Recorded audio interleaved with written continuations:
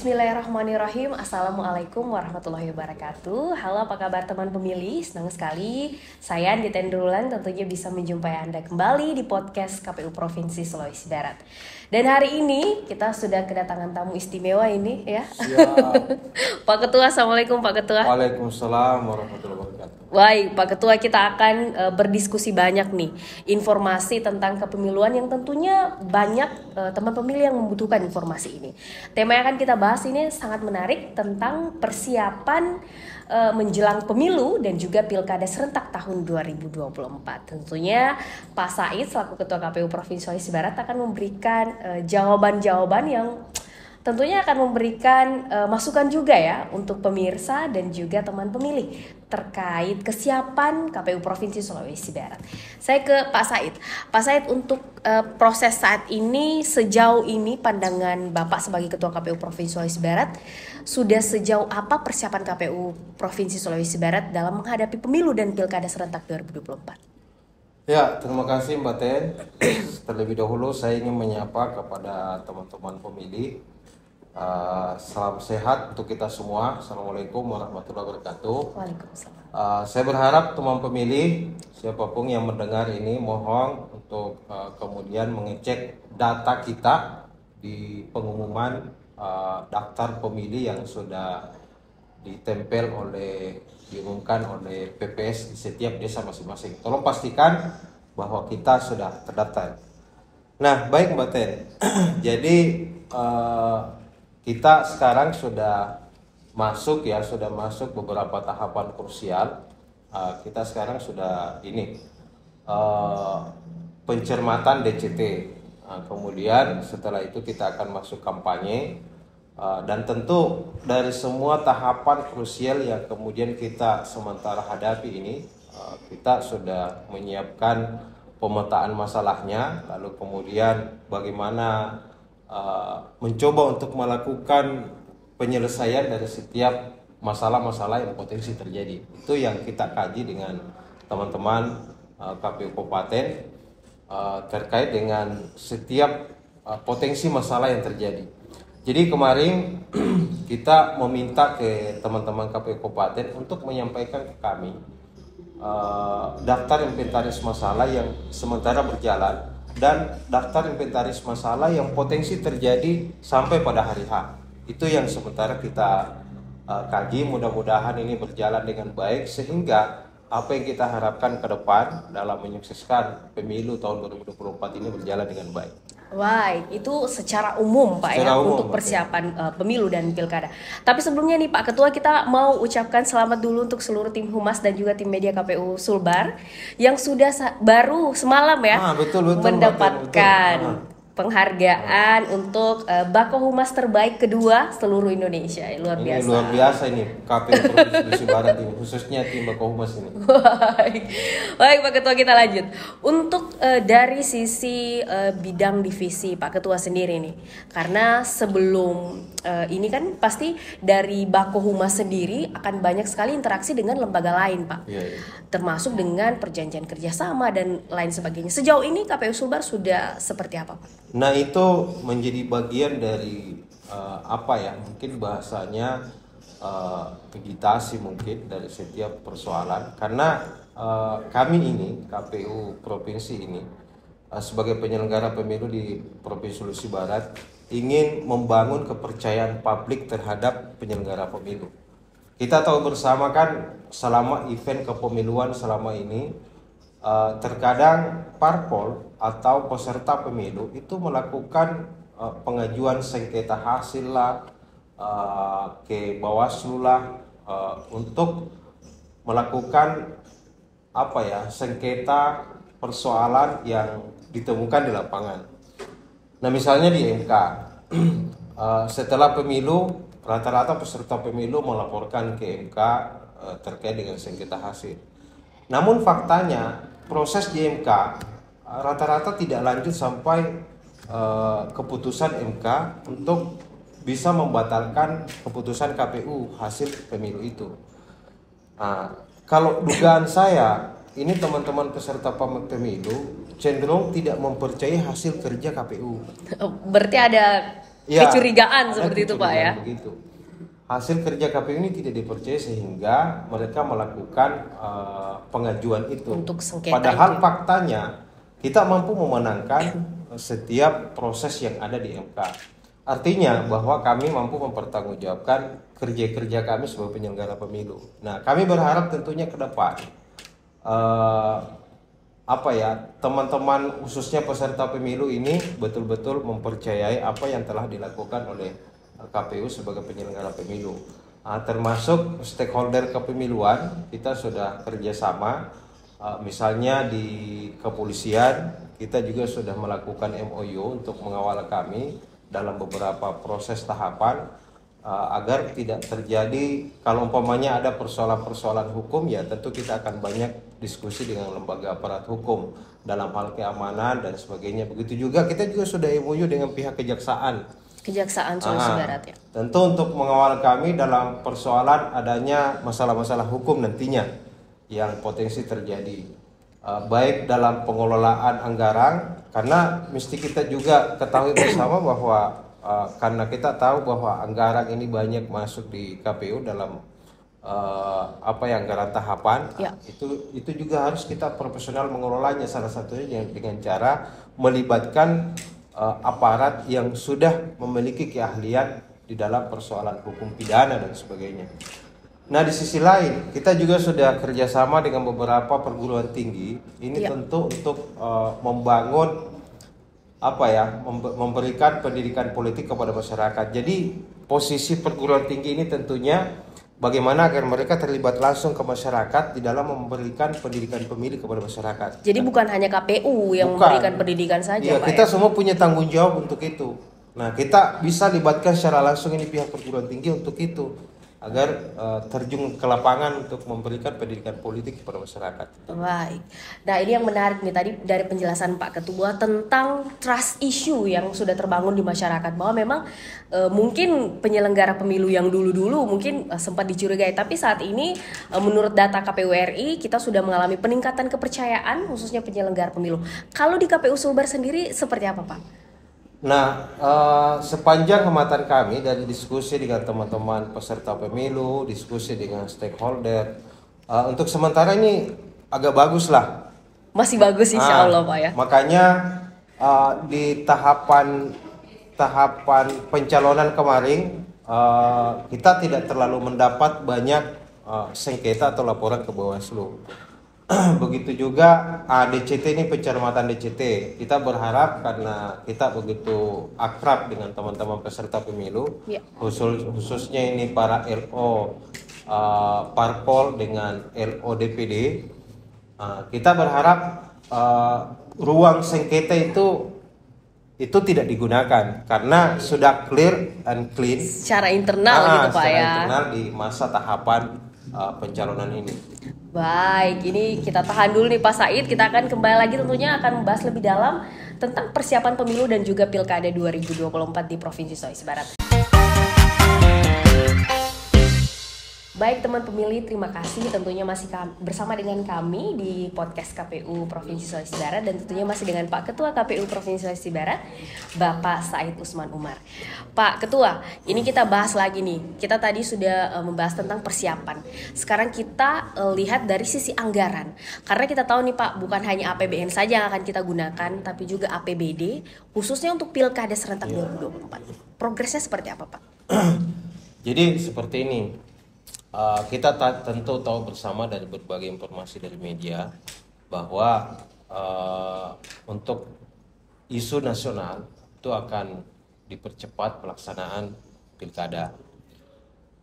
Kalau di undang-undang yang sementara kita ikuti ini, sementara kita pedomani, di Undang-Undang 10 itu jelas disebutkan bahwa pelaksanaan pilkada itu akan dilaksanakan pada 27 November hari hanya.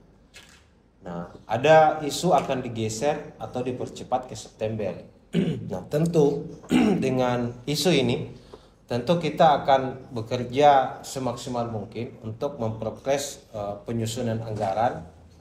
Jadi kami beberapa bulan yang lalu sudah mulai menyusun anggaran pilkada yang kita akan ajukan ke Pemprov, karena ini menjadi kewenangan Pemprov.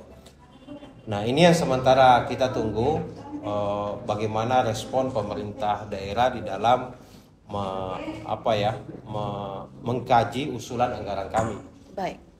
Tentu sekaitan dengan pelaksanaan pemilihan gubernur atau kepala daerah di Provinsi Sulawesi Barat, termasuk kita juga mengawal pelaksanaan penyusunan anggaran yang dilakukan oleh teman-teman KPU Kabupaten di setiap daerah untuk pelaksanaan pilkada bupati tentunya. Sejauh ini Pak, apakah sudah ada yang menemui titik terang kesepakatan baik di provinsi atau kabupaten? Jadi begini, hasil diskusi kami awalnya itu kan kemarin kita mencoba menyusun anggaran sampai pada 300 M ya kurang lebih. Itu awal tahun 2022.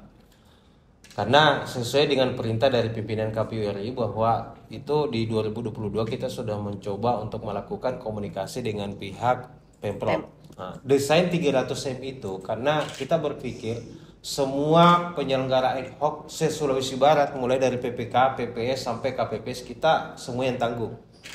Nah, perjalanan kemudian setelah kita koordinasi dengan teman-teman KPU Kabupaten, ternyata KPU Kabupaten menginginkan agar PPS dan KPPS itu mereka yang handle.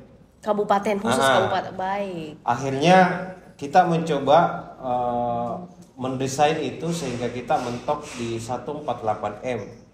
Baik Pak Said, kita lanjut nih. Tadi Bapak menjelaskan angka 148 itu apakah termasuk provinsi atau sudah gabungan dengan kabupaten? Nah, ini 148 itu desainnya untuk membiayai PPK dengan pembuatan TPS itu se-Sulawesi Barat. Nah, ternyata Pak Gubernur dalam hal ini Pak PJ Gubernur waktu itu, karena ini kan pilkada serentak, nah, berarti dalam pilkada serentak itu ada pendanaan bersama. Nah, pendanaan bersama ini ditanggung sebagian oleh KPU provinsi, sebagian oleh KPU kabupaten. Nah, itu harus didasari dengan SK Gubernur. Nah, Pak PJ kemarin itu membuat SK Gubernur, di item-itemnya itu jelas disebutkan bahwa PPK, PPS, KPPS termasuk pembuatan TPS itu ditanggung oleh KPU Kabupaten. Oh, baik. Nah, akhirnya dari 148 kita merevisi kembali, namun sebelum melakukan penyusunan itu kami kumpul dengan semua KPU Kabupaten. Ini awal 2023 ya. Oh, ya, jadi KPU-nya masih periode yang lama. Nah, hasil rapat kami menyebutkan salah satu rekomendasi yang diinginkan oleh teman-teman KPU Kabupaten agar anggaran untuk PPK itu tetap dilimpahkan ke provinsi.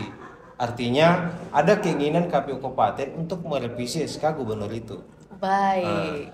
Akhirnya kemudian kami mendesain usulan anggaran 72M. Jadi itu sebenarnya memasukkan anggaran untuk PPK. Jadi kita akan mencoba melobi Pak Gubernur waktu itu untuk merevisi anggaran SK Gubernur itu. Yang pertama itu. SK Gubernur itu. Ternyata hasil komunikasi kami, Pak PJ Gubernur yang sekarang ini, Pak Prof Sudan ini tidak akan melakukan revisi itu terkait dengan SK Gubernur. Dipertahankan berarti Pak, tetap ke kabupaten ya? Tetap di kabupaten.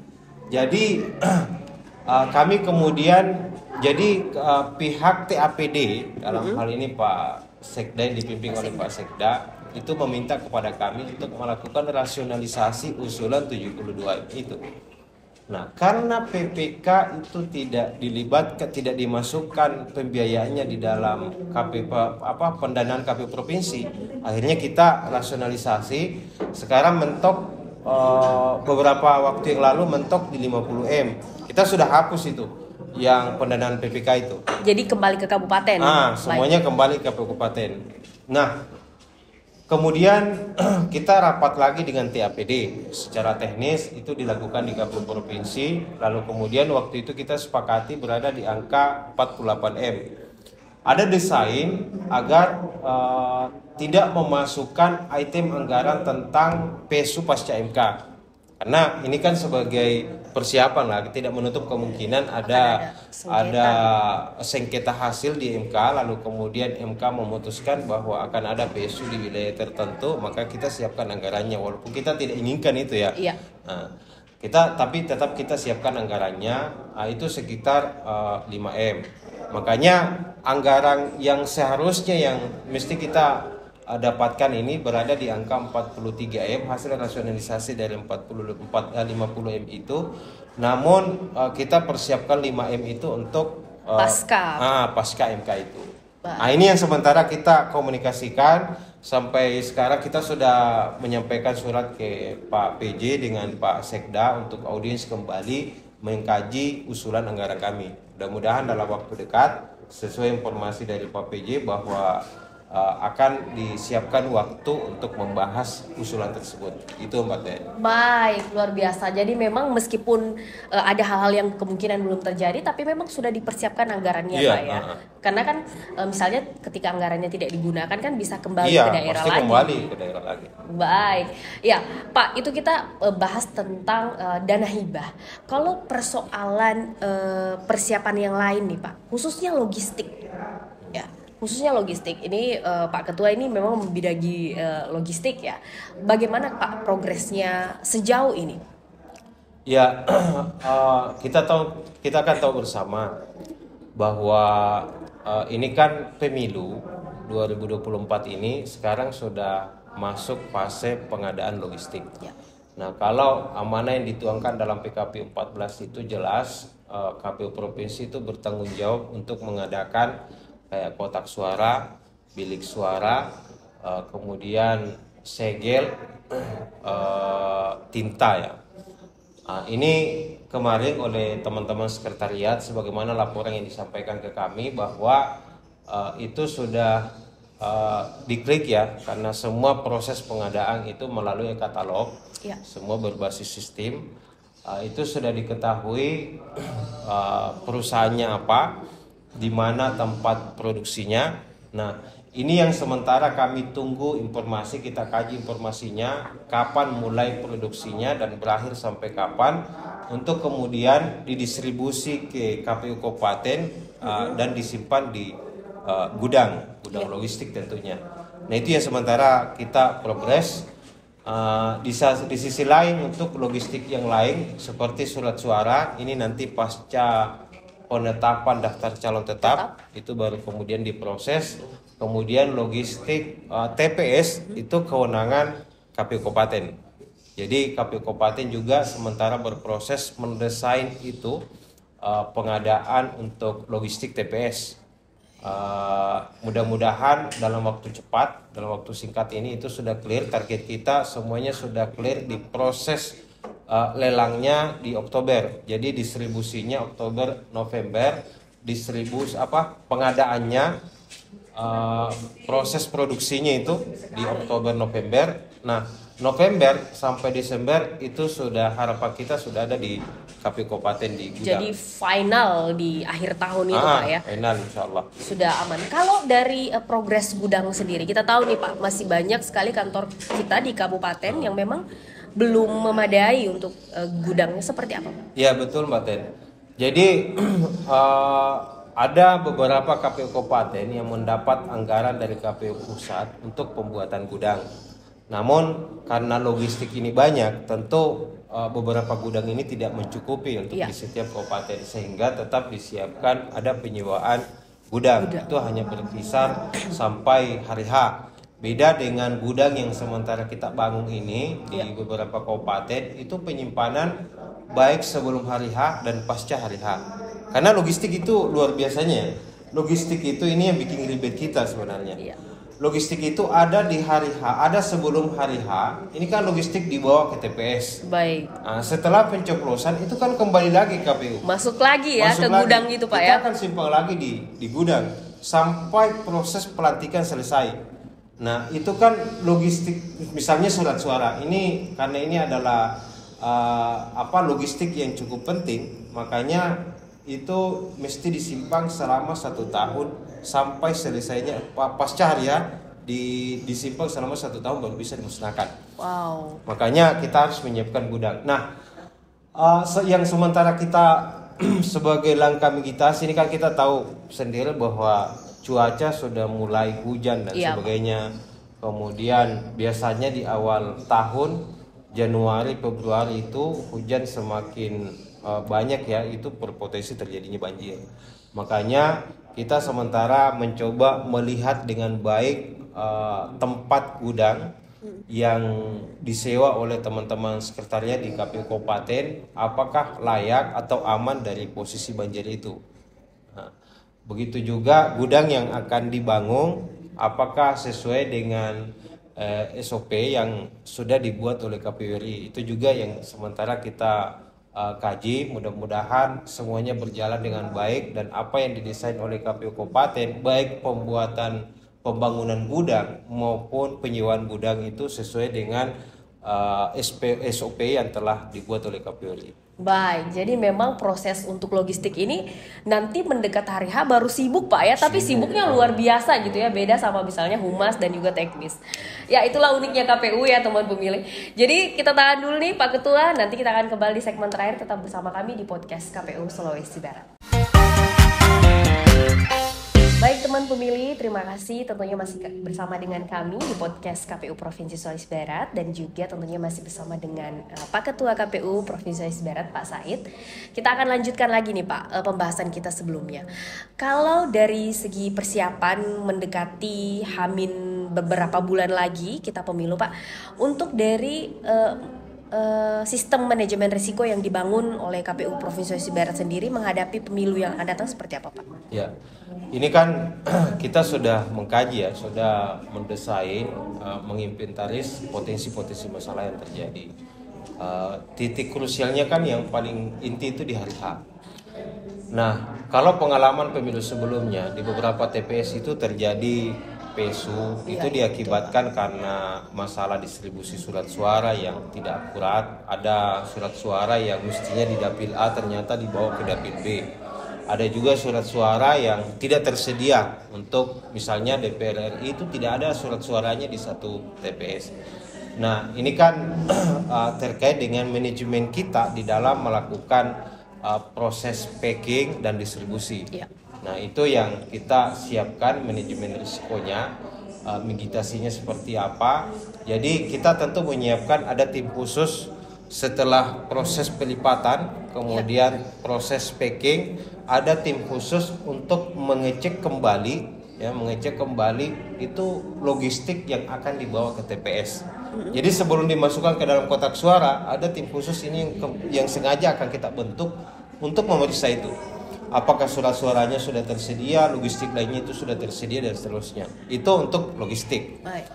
Yang kedua, persoalan yang terjadi juga itu adanya pemilih yang terkadang melakukan pencoblosan 2 kali.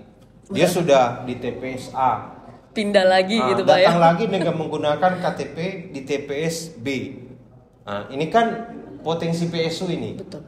Nah, KPU RI sebenarnya sudah mendesain adanya daftar hadir online yang akan disiapkan di TPS. Nah, itu sebagai bentuk pencegahan agar tidak terjadi hal yang seperti itu. Itu satu hal. Yang kedua, semua KPPS akan kita bintek.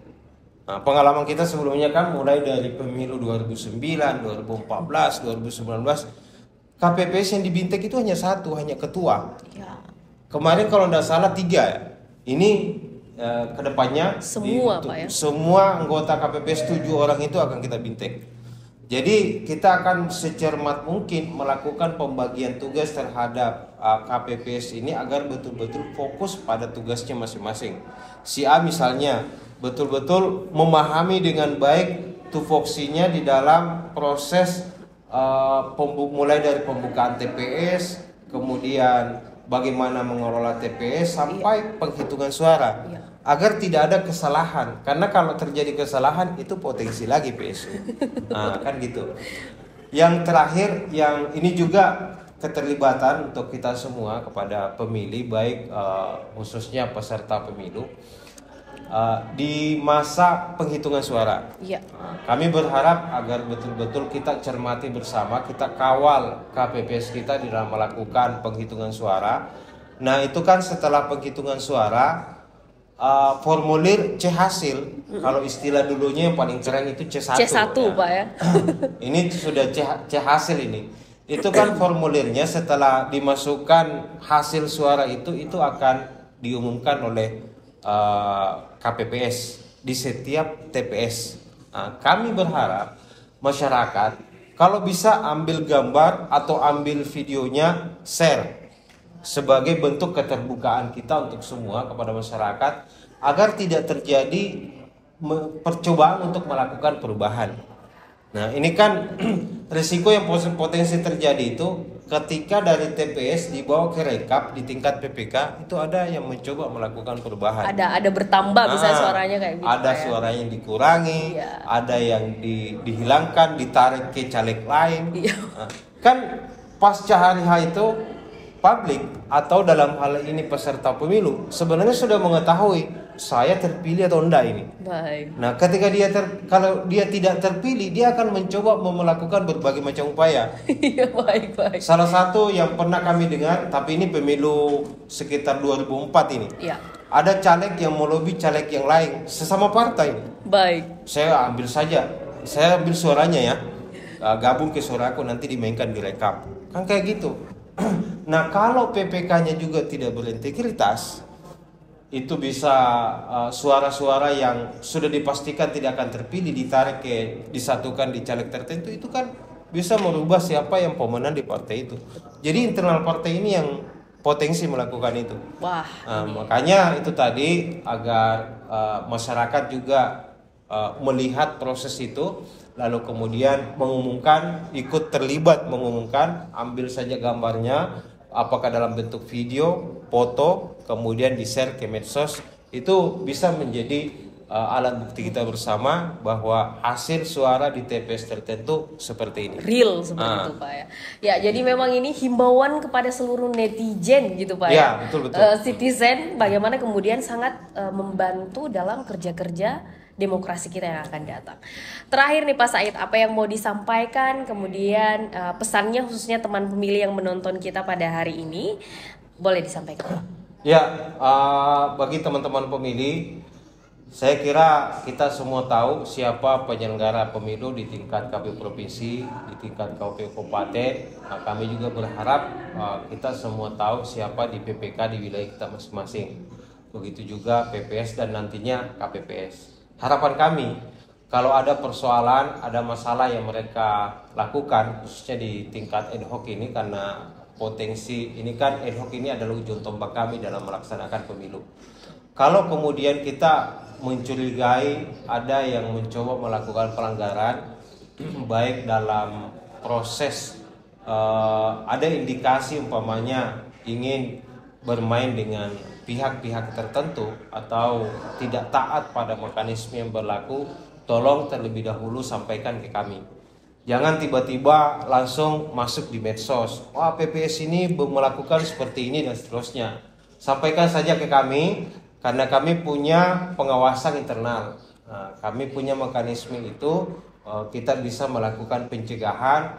Ini untuk apa? Agar penyelenggara ad hoc kami bisa kami cegah sejak awal ketika ingin melakukan pelanggaran. Itu satu hal. Yang pertama, yang kedua, kita berharap publik betul-betul percaya terhadap apa yang dilakukan oleh teman-teman di tingkat ad hoc termasuk di tingkat KPU kabupaten. Jadi itu harapan kami kepada teman-teman pemilih agar kita bersama-sama melakukan pengawalan proses pemilu dan pilkada ke depan, sehingga apa yang menjadi tujuan kita untuk menyukseskan pemilu ini betul-betul tercapai. Saya kira itu Mbak Tedri. Baik, terima kasih Pak Said ya, penjelasan yang lugas dan juga tegas bagaimana kemudian netizen ini sangat diharapkan partisipasinya ya, datang ke TPS tentunya di tanggal 14 Februari 2024 yang akan datang. Baik, terima kasih sekali lagi Pak Ketua atas waktunya sudah bergabung bersama kami di podcast KPU Provinsi Sulawesi Barat. Dan dengan demikian cukup sampai di sini. Sampai ketemu di podcast KPU Provinsi Sulawesi Barat di episode selanjutnya. Dan KPU melayani integritas 24 jam bersama KPU kita bahagia. Akhir kata wassalamualaikum warahmatullahi wabarakatuh. Waalaikumsalam warahmatullahi wabarakatuh.